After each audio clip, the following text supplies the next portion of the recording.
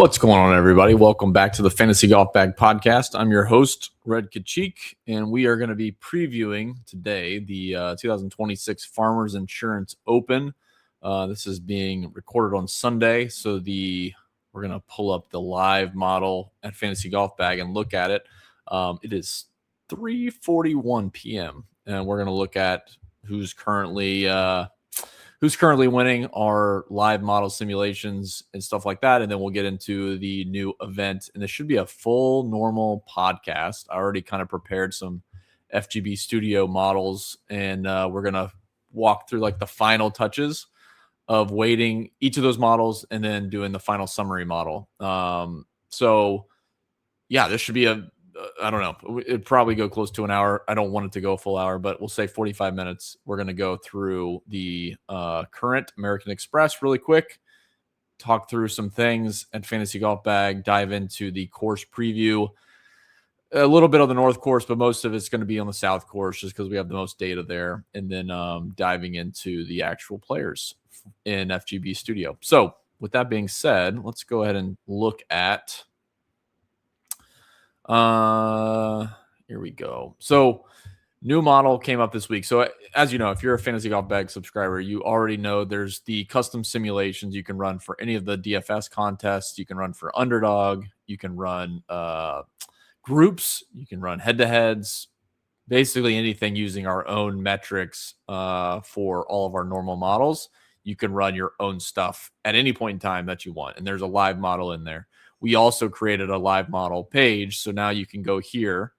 It's going to pull up. It's going to run through. It's going to pull the latest data that we have. So it'll always be real time. It'll run through the simulations. So as of now, it'll update 4 times in the first pull. So it'll give you a brief look, and then it'll finish. And then it'll update every 5 minutes. You can also change this to, updating every 1 minute or 10 minutes or just not at all. You can also refresh it manually. We're going to add in odds so you can see how this relates. So like for now, it's on the default percentage. You can do American. So Scotty right now, minus 271 is our simulated odds. Percentage-wise, he's going to win 73% of the time. He's currently in first place at minus 24. He's got a 1-shot lead if we sort on the score over Andrew Putnam, 2 shots on Siwoo Kim, Matt McCarty. He's going to win 73% of the time with his remaining holes and everybody else's remaining holes. He's got a 0.4% chance of not finishing in the top 5. Probably taking those odds on some of the other guys, maybe not to finish inside the top 5, not Scotty, but pretty good. Pretty cool improvement that we had from the custom simulation. So now you can run your own stuff at any point in time. But if you pull up the live model, this will run for you.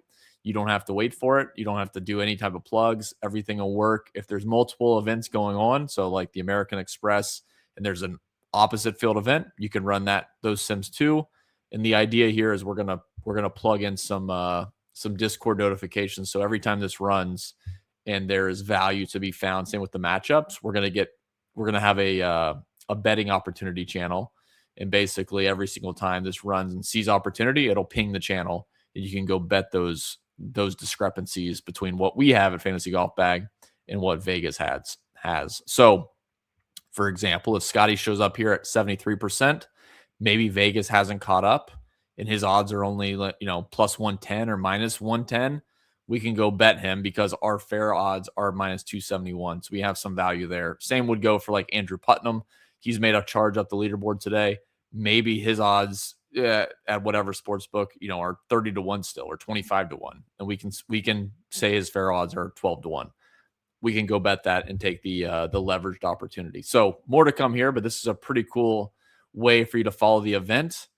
You could also see one more update really quickly before we dive into the current week. So again, this is pretty cool. This will run every single round for every single event. So if you're curious about, it's 2 hours in on Thursday. Some guys haven't teed off. Some guys have played, 9 holes or 7 holes or 12 holes. You can go pull up the live model, and this will be updating all day throughout the leaderboard refreshes. So pretty cool way for you to follow the tournament. The other one really quickly is if you go to the live tournament stats, this is also free. We might add a few like premium enhancements and put it behind a paywall, but for now everything here is free. So if you go to our live tournament stats page, you can see everything for all the rounds, for all the players, the course comparisons, course difficulty, wave conditions if you're curious about AM versus PM. But the one thing I think you guys are most interested in is this right here. This is going to be our cut distribution, looking at your DFS contests and what the 6 of 6, 5 of 6, 4 of 6 rate is. So if you play on DraftKings, this is going to be available to you to go find the 600K Sand Trap, which was the flagship this week. You can go see, okay, well, the 6 of 6 this week is 10%. Okay, I have X amount. Well, we also have the entries, so you can go pull up your own. So if we'll just use Mock Lovin because he's an easy one to pick on because he's so good. He's 768 lineups in all the contests that we tracked. He has 65 6 of 6s. You could also come down here. So if this is you, if you're Mock Lovin, David Mock, you can come down here and look through and see which ones you have the most 6 of 6s in and which ones you might have a sweat in. So like obviously he played in everything. You can also do this toggle. And let's say you're curious about the Thunderdome. So in Thunderdome, he had a 4 of 6, which was a 33% field rate. 6 of 6 was 33%. So probably not looking very good in the Thunderdome. If we go to we got the 1060 50-50 somehow in here. We'll go to the Sand Trap and see how he's doing. So this is a good example because obviously he maxed this and there's a lot of people that max it. But the 6 of 6, David Mock had, let's see here. If it'll refresh. I can't hover over it. Okay. Well, he's just over 5%, field just at 10%. So slightly under the field, way over the field in 5 of 6s. So a good way for you to figure out, where your lineups stand going into Saturday, going into Sunday, depending on the cut. So you can go here, cut distribution. You can see all the contests, the main contests, I should say. And then if you enter your own username, you can go track your own contest, everything that you're in. So you can see your contest, how many 6 of 6s you had, which lineups, have the most leverage over the field, and then just gives you a little bit more clarity on where you stand on a Saturday or a Sunday before, things really get going. So that is pretty much it. I don't think I have anything else. I got a bunch of processes running, so hopefully this isn't lagging too much. Let's see.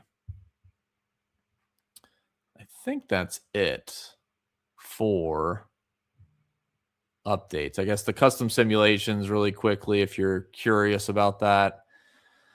If you come here, you can run live data, the pre-tournament data, and you can run all the different formulations, any of the different simulations for the full outrights, finish position, head-to-heads, groups, 3 balls. You can do the single round as far as DFS and underdog, etc. So that's it. Let's go ahead and dive into the golf course. Enough of that, but I will say we'll do one more look at the live model because I got a few sweats going. So I'm curious where we stand if Scotty continues to pull away or if Andrew Putnam keeps moving up, which would be nice to see. I'd like Andrew Putnam to keep pushing.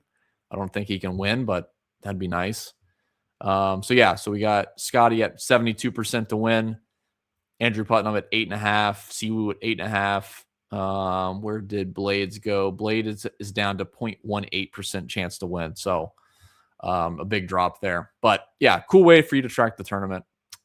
With that being said, let's dive into the course preview. We'll jump into FGB Studio and give you guys a look at the top plays this week.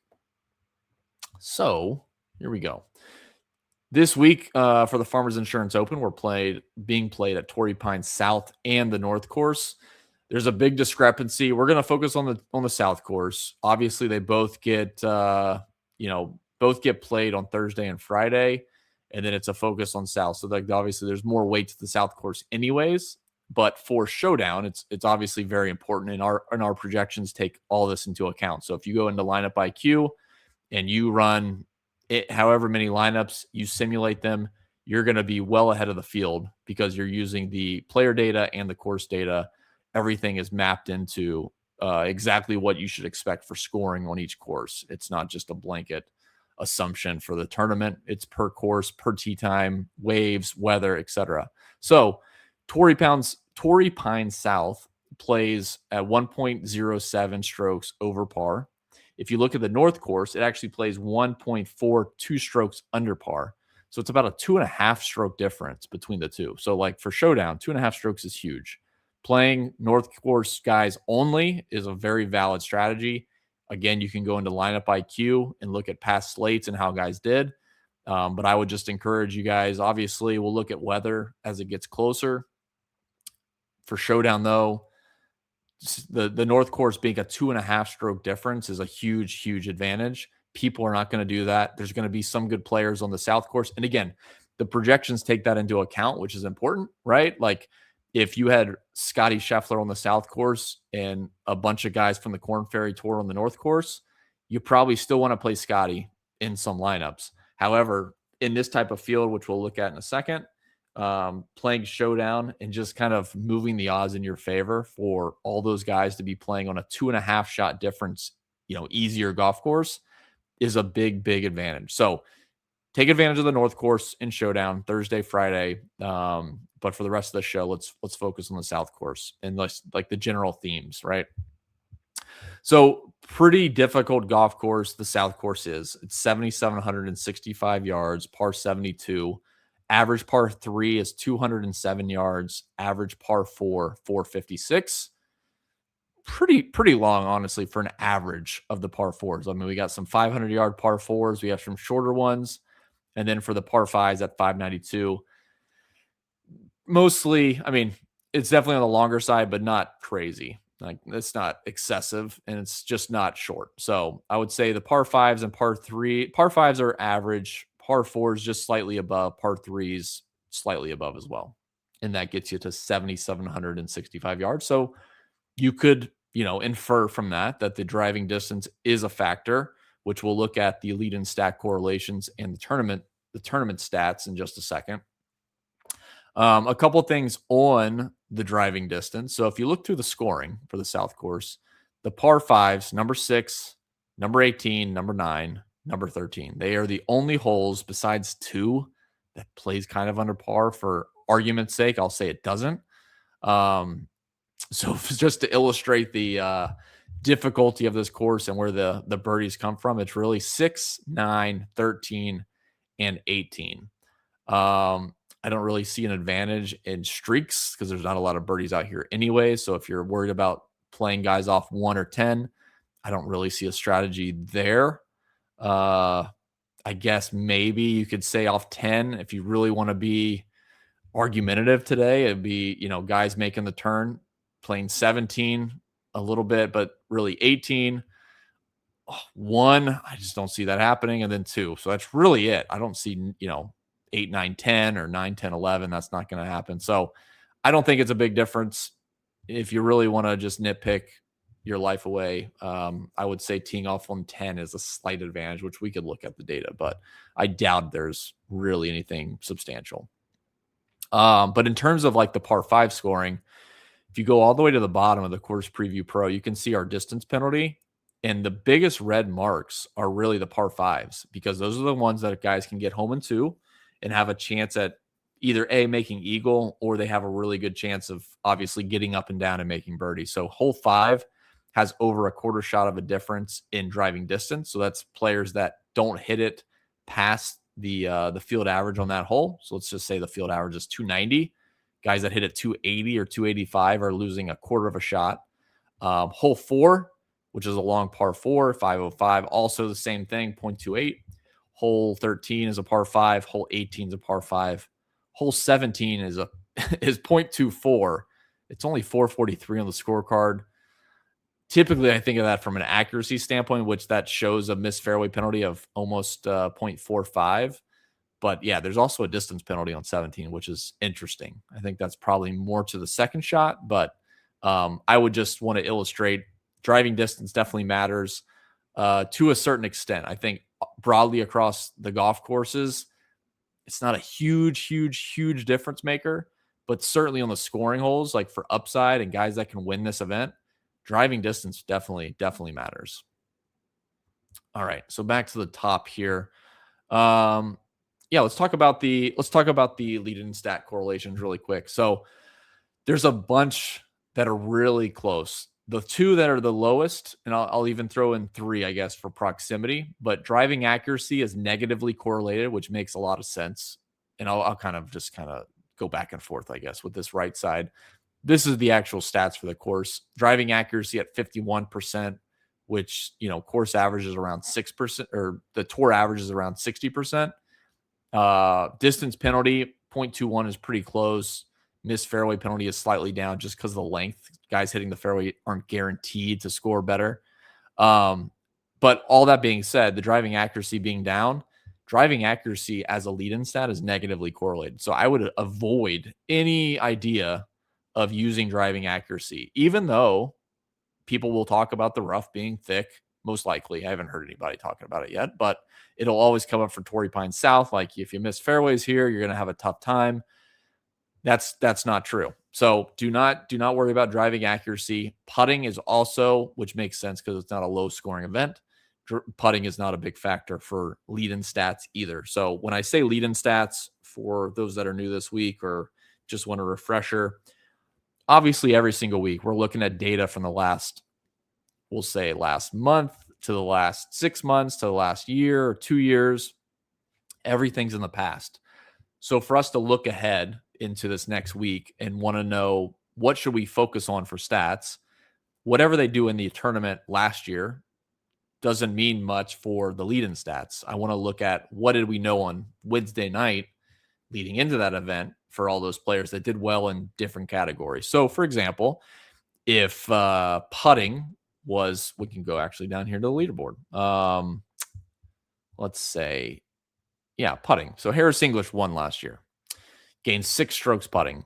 If you go look at Harris English's lead-in stats for putting, he was actually losing 0.21 strokes putting. So if you looked at that leaderboard and thought, hey, I need someone that's going to be putting well here, which is, I don't think many people will say that, but I'm sure it'll come up at some point or another. Looking at strokes gained putting, there's no correlation with whatever lead-in form they have and what they're going to do in this event. If you go look through the time machine or any of the other lead-in stats that we have, looking at, strokes gained tee to green, strokes gained total, bogey or worse, or bogey avoidance, I should say, those are all stats that are very correlated with success here. And you can see that here in the top few bullets in our chart. So we got tee to green, total strokes gained, IQ stat, greens and regulation, bogey avoidance, birdie or better, then driving distance. Again, all these are pretty close. You could use all of them, or you could use, the first 5. You could split out the next 5, and that's kind of what I did this week. Driving distance was its own model.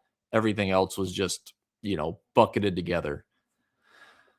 So, outside of that, let's just look through anything else. Missed green regulation penalty, slightly easier just because everyone's missing the greens. Green regulation percent at 63%. Green regulation from the fairway, 70%. Let's look at the buckets and the driving profile. Then we'll hop into FGB Studio. Might have to do a check on the live model here in a second. So we run the correlations, which should align pretty closely with the driver profile, because this is also lead-in stat data.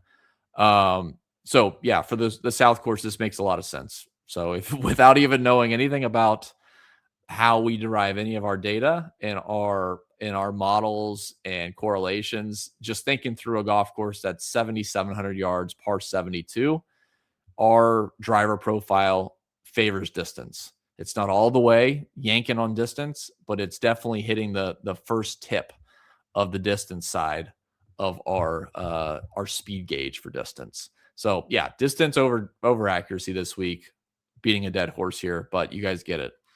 As far as driving distance distributions, even though distance as a whole matters, the buckets are really, really tight, 290 to 310. And if you look through the hole by holes, they're basically 290 to 295 on every single one of these tee shots. There's a few just under 300, but like the relative driving distance is what we track.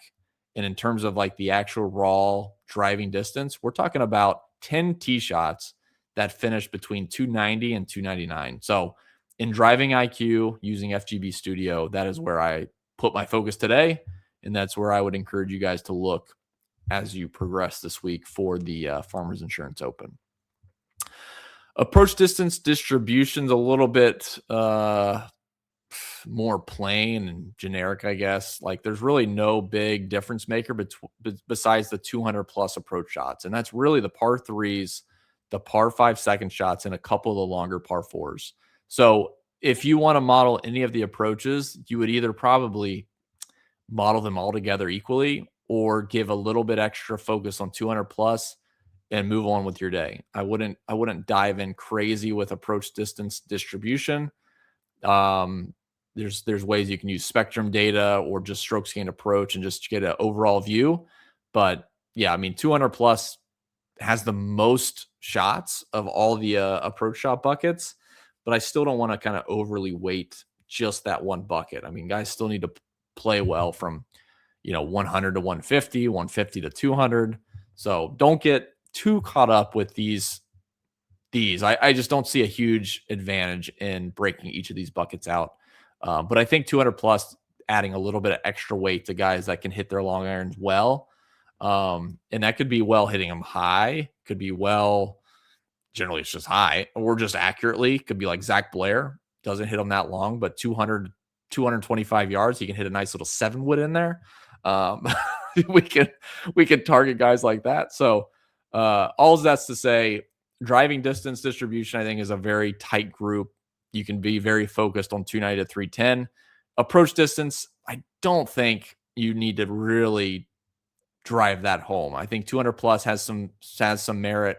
Outside of that, either do all of them equally or just do 200 plus a little bit and move on with your day. Use spectrum or strokes gained approach. Lead-in stats, broadly speaking, very, very positive across every group. Harris English is kind of an outlier. And from interviews last year, it sounds like he just liked the golf course.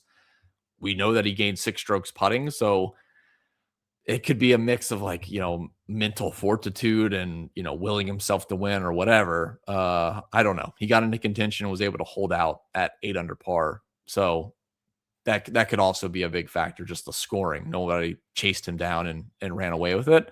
But if you look through all the scores, tee to green and off the tee and approach, all green, pretty much for everybody. There's a few guys, Justin Rose losing tee to green, off the tee and approach. Patrick Reed was losing on approach. But if you look through all these winners, they have a really good stat profile for strokes gained tee to green, strokes gained off the tee, strokes gained approach. So that goes in line with what we saw for the lead-in stat correlations. Very, very strong to good ball striking in the last, 3 to 6 months. Pretty simple. I like these events. Course history, I'm not going to go through it too much. It's all over the place. You'll see guys with wins and missed cuts. You'll see guys, with some top 10s and missed cuts. If anything, and I've talked about this in the past, if anything, now that I say it again, I should just implement this. But I think course history upside has probably more validity than just course history generically. So, for example, if you go to our form and course history page, form and course history tool, whatever you want to call it, you can do just course history and you can sort by, so this has the American Express field in it. Let's do the Farmers Insurance field. You can do just course strokes gained. So this is like the best strokes gained. So that's at least a way to put some type of numerical metric to it. Some sample size issues here, one event for Nikolai Hogard. But we got Adam Scott, Nikolai, Sam Stevens, Tony Finau, really, really good. Will Zalatoris, Jason Day as well. I think that's a pretty good way to do it. The other way that I was talking about is just upside. Like if you had anybody that has a top 10 finish in however many years, like that's probably worth considering them with decent course history. And the top guys with top 10s, Tony Finau, we just talked about, Jason Day, Justin Rose, Harris English, Patrick Rogers, Brant Snedeker, Taylor Pendrith. So yeah, course history I don't think is a huge deal, but if you do look at it, I would either use, the raw strokes gained for the course, or you could just simply go, by hand and look through, which guys have the most or have a top five. Like even a top five would probably be valid. Anybody that's played this event with one top five is probably good enough to consider, they have upside this week in terms of course history. So with that being said, let's dive into FGB Studio and build out some things that we have for Farmers Insurance Open. So again, you can go to open up FGB Studio if you're a Fantasy Golf Bag subscriber. This will work hand in hand with LineupIQ when you're running your lineups and simulations and bets and everything. But this will open up Farmers Insurance Open for next week. I already prepared a driving IQ model, an approach IQ model, and then 3 standards. So I could probably rename this. What did I do? Let's see. Let's just call this scoring IQ. I know what it means. That's all that matters. I did a strokes gained only. So we'll wait this here in just a second. So this is just strokes gained. So we'll rename this. And then the last one was just driving distance. I thought it would be interesting to just do driving distance. So what we're going to do is we're going to just weight these. I can talk through as we go through each of these really quickly. How are we doing on time? We're at 27 minutes. So pretty good. Let's see here. All right. Yeah, FGB Studio. So driving IQ, the first idea that I had, obviously 290 to 310 has a ton of tee shots. So there's a lot of different stats we can look at. We can look at driving accuracy, green regulation, driving distance in that bucket, return to par, and then just raw strokes gained off the tee in that bucket. I put a min holes player filter. So this kind of weeds out guys with like 4 tee shots, I guess. And I did the last 9 months across all the models just to have a nice stable framework to work from. So I'm pretty good with this. 290 to 310. I pulled in all but driving distance. I don't really care about the driving distance within the bucket. It just seems like counterintuitive if you pulled in data for certain holes where guys are hitting at 295 and you're penalizing them for hitting at 292.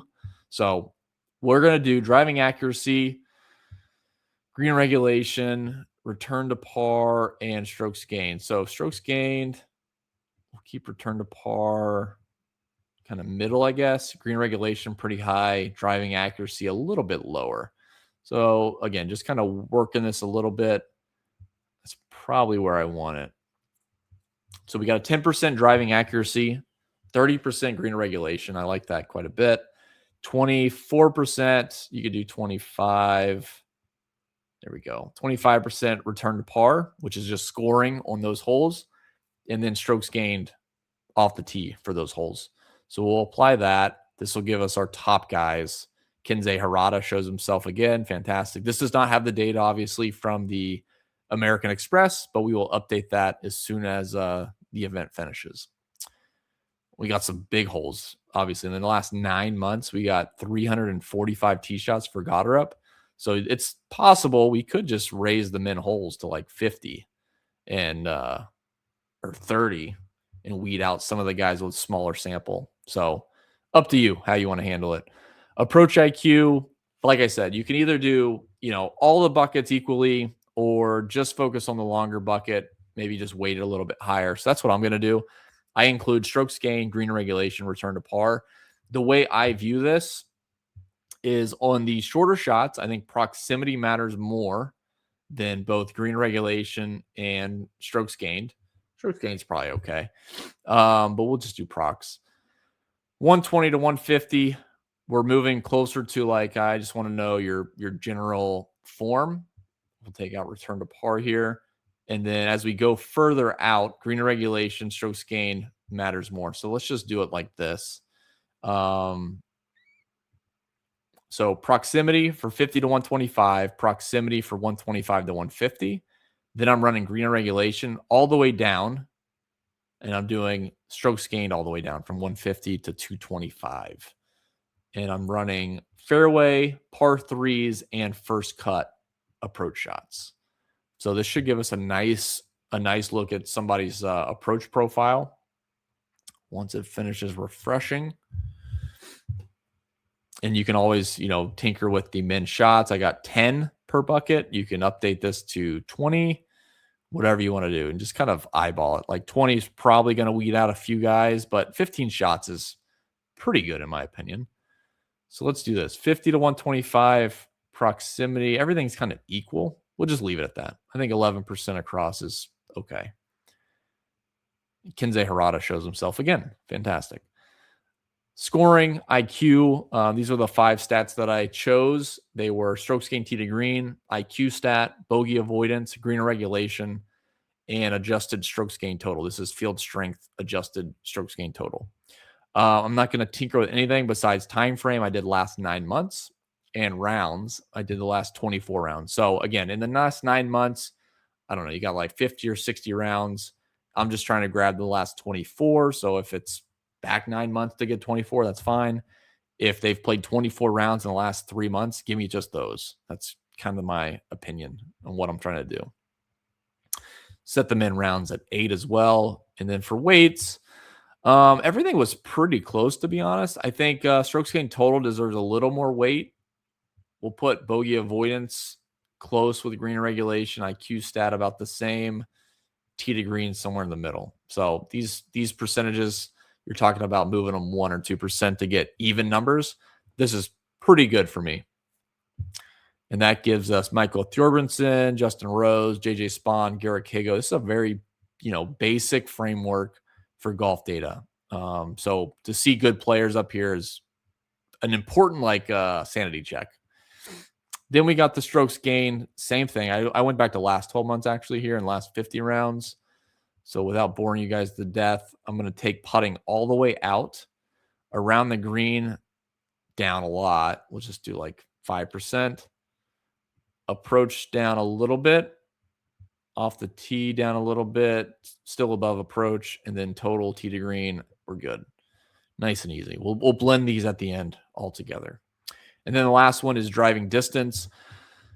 Again, a sanity check is who's at the top. If it's, Zach Blair, we have an issue. It's Marco Penge. He's gaining 20 yards on the field. Fantastic. Christo Lamprecht, he's like 6'10" or 7 foot or something dumb. He's gaining 11 or 18 yards on the field, 18.11. And this is in the last 1.5 years. I don't see guys changing their distance too much. And honestly, I don't really care. It could be skewed in a short sample size. It could also be late, if guys are actually improving their driving distance in the last couple months. But I think last 1.5 is pretty stable. So let's do that. And then we're good to go. So let's blend this together. So how do we want to do this? We got driving IQ. What do you think is most important? I would say the framework across scoring IQ and strokes gained is probably the best. So let's do scoring IQ up here. Driving distance definitely has some merit. We'll keep it down here. And we'll tinker with this here in a second. Approach, probably about a little more, I guess. And then driving IQ, about the same. So now that we tinker with it, we got, let's say, driving IQ, 15%, approach IQ, 15%, 25, 10, 35. There we go. So the final model is driving IQ, what we just did at 15%, approach IQ, 15%, scoring IQ, and strokes gained. Again, a lot of that has some crossover, to be fair, but I don't mind double counting the stronger stats that are most predictive, and then driving distance down at 10%, just to give a little nudge to guys hitting it further than the field, or at least penalizing guys that don't hit it to field average at most events. So when we do that, obviously we don't have DK prices yet, so there's nothing to compare. So just walking through this in terms of those, one, two, three, four, five models that we built in FGB Studio. We got Michael Thorbjornsen, who did withdraw this weekend. So, or no, he missed the cut late. He did not withdraw. Saturday, he completely shit himself. I think he was inside the top 20 at one point and ended up shooting like 77 or something on Saturday to miss the cut. So I don't know what happened late. I forgot to look at his scorecard, but I don't think it was a withdrawal in terms of, I don't think it was sick or injured, but he definitely shit himself coming in. But Michael Thorbjornsen is number one without the data so far this week. Rico Hoey, number two, again, without the data this week. He did withdraw. Cameron Young, Pearson Cootie's playing great. JJ Spawn, again, a very good prototype for this golf course. Absolutely nuts for like a top 10, I think, next week. Aberg also withdrew this last week. Higo, Patrick Cantley, Xander Schauffele, Nikolai Hogard, Taylor Pendrith. So those are really the top 10. Taylor Pendrith's 11th. But yeah, this is a pretty good list going through this. There's a few guys that I would definitely be curious about what their status is, I guess, next week. Like Hoey withdrew and was playing terrible. Aberg withdrew but was playing great. Is he still sick? Is he feeling better? Is he weak? And I think he did this last year, and then he won the next week after he withdrew from sickness. But all these other guys, Cameron Young, perfect. Pearson Cootie, great. JJ Spawn, perfect. Higo's been playing good. I don't trust him that much, but he checks out, and I'll definitely be playing him. Cantley could be a winner. Xander Schauffele could be a winner. I mean, both those guys are probably 10K priced anyways, so it's not really revealing any secrets here. Nikolai Hogard looks good and has a good course history. Taylor Pendrith, fantastic driver of the golf ball. Putting suspect, so this would be a good one for Taylor Pendrith. Siwoo Kim's playing great. Stephen Fisk, Kevin Yu, Mac Meissner. Yeah, this is a fantastic list. So I think this is a really good blended model between driving IQ, approach IQ, scoring, strokes gained, and driving distance. I'm definitely going to save this. I'll probably put it in the Discord for everybody to look at. But I think that'll do it. Let's go look at the live model.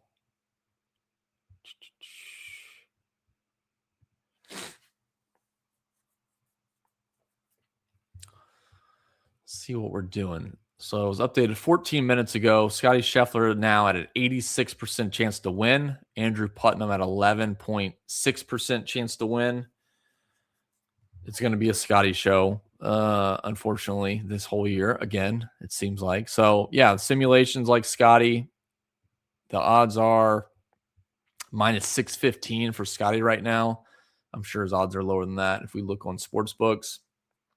But, you know, again, if you go through this, especially when we add in the odds and notify the Discord, you know, all the subscribers, you could find, you know, value on Ryan Gerard, which doesn't have much value because he's running out of holes. But for example, if somehow Ryan Gerard was 500 to 1 and we got him at 169 to 1, you go throw a few shekels on Ryan Gerard, or, you know, Scotty's minus 615 and he's still plus 110. He's way late. You go just hammer Scotty Scheffler. So a lot of cool ways to look at this. You can refresh it, export it, do whatever you want to do. But with that being said, I think I'm good to go, guys. Hopefully that helps. That was a much deeper show in terms of the even with the split course between North Course and South Course, you know, a deeper dive into some thought process and how to use FGB Studio, multiple different distinct but focused models, and then blending them together to get kind of your final tally and what guys you want to focus on. So a really good, easy, you know, this is kind of like a mix of a tutorial, I guess, in the podcast. But I mean, all those guys that show up at the top are just exactly, you know, if we talk about podcasts from 5 years ago at Fantasy Golf Bag, it would have been doing the same exact thing. But then on, you know, Monday night, it's just running through those guys. Now you can do the same thing on your own.